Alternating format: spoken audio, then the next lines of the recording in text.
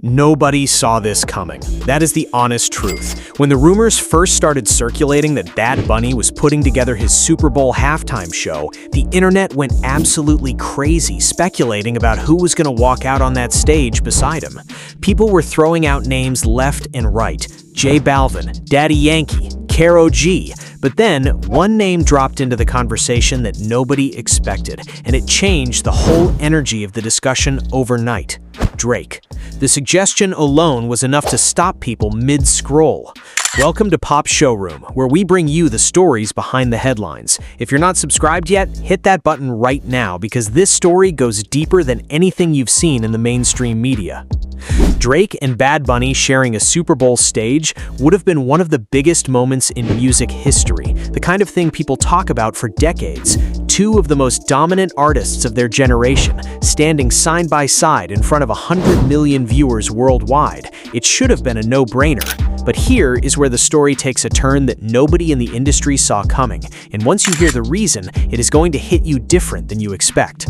According to an alleged source close to Bad Bunny's team, Drake was actually approached about appearing as a halftime guest. He was asked, the invitation was real, and Drake said no. Not because of a scheduling conflict, not because of a contract issue, not because of money. The source, speaking to The Sun, claims that Drake turned down the opportunity with a very specific reason attached to it.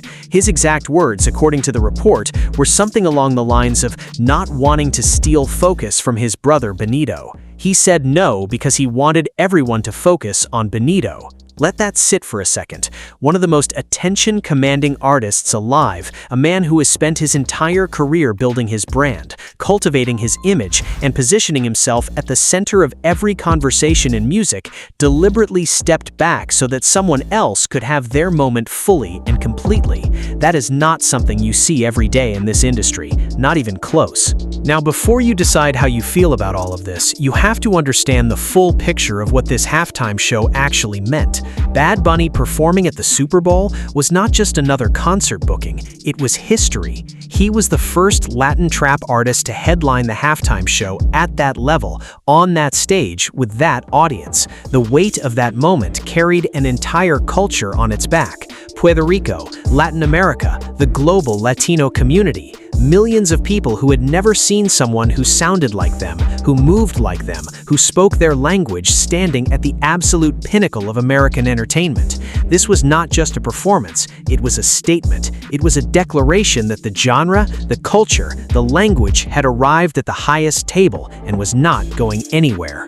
So when you frame Drake's decision in that context, suddenly it reads completely differently, because bringing out one of the biggest names in hip-hop, even as a guest, even for 2 minutes, even with the best intentions in the world, could have shifted the narrative. The cameras would have panned, the audience would have responded, the post-show conversation would have split, and Bad Bunny's moment, his night, his legacy performance would have been swallowed whole by a different story. Drake understood that. If the report is accurate, he was self-aware enough to recognize the gravity of his own presence and choose not to let it overshadow something that was never supposed to be about him in the first place.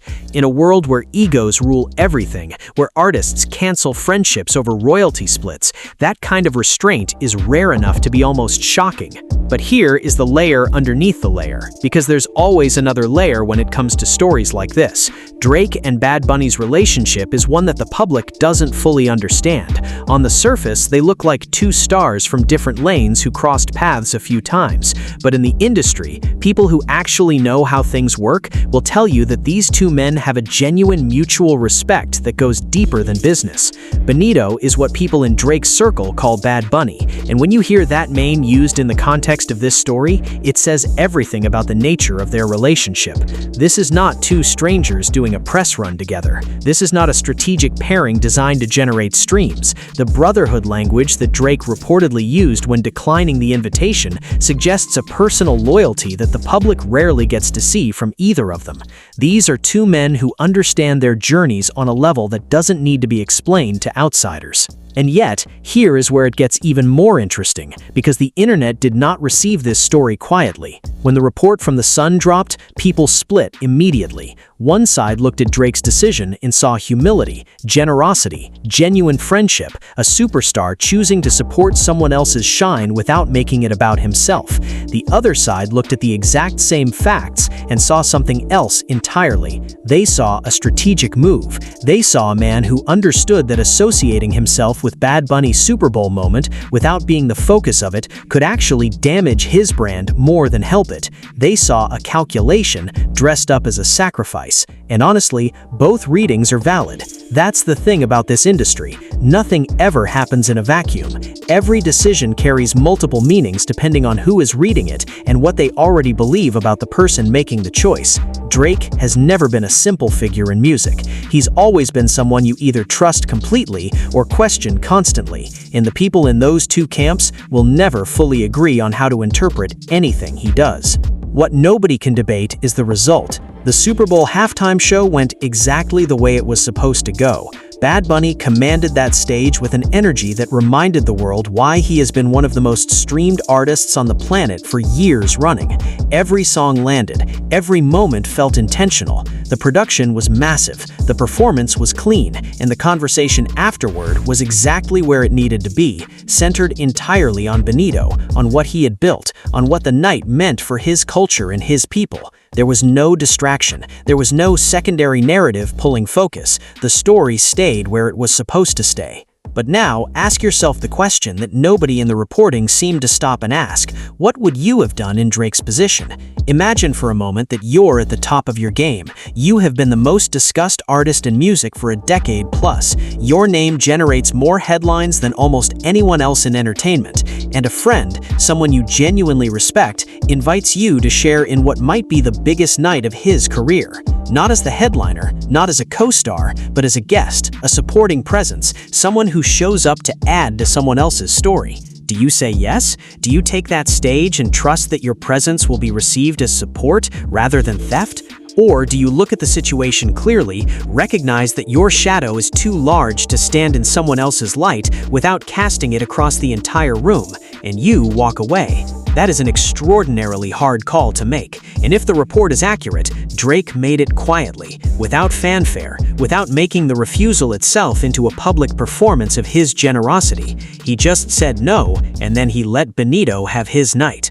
There's something almost cinematic about that. In an era where every celebrity decision gets announced on social media, where every act of kindness comes with a ring light and a caption, where even charity gets turned into content, the idea of someone doing something good and keeping it private feels almost fictional. But that's what the source is describing. Drake declining, Drake stepping back, Drake making a decision that he knew would never make the news in the way it deserved to, because the whole point of the decision was to keep him out of the news. You don't get credit for what you don't do.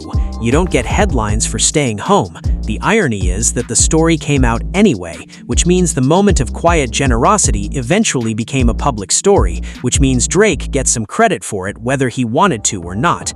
But even that feels different from the usual celebrity narrative, because the original act was private. The intention, if the source is telling the truth, was never to be seen. And that is ultimately what makes this story hit harder than it might seem on the surface. It is not really about a Super Bowl halftime show. It is not really about who appeared and who did not. It is about what happens when power meets friendship, and one of them has to give ground. It is about an industry built on ego and competition, somehow producing a moment of genuine selflessness, or at least something that looks convincingly like it. It is about two artists at the top of the world, one of whom chose to make the other one bigger by making himself invisible for a night. Whether you believe the motivation was pure or calculated, whether you trust the source or take it with a mountain of salt, the story lands because it touches something real. People want to believe that friendship still means something even at those heights. They want to believe that loyalty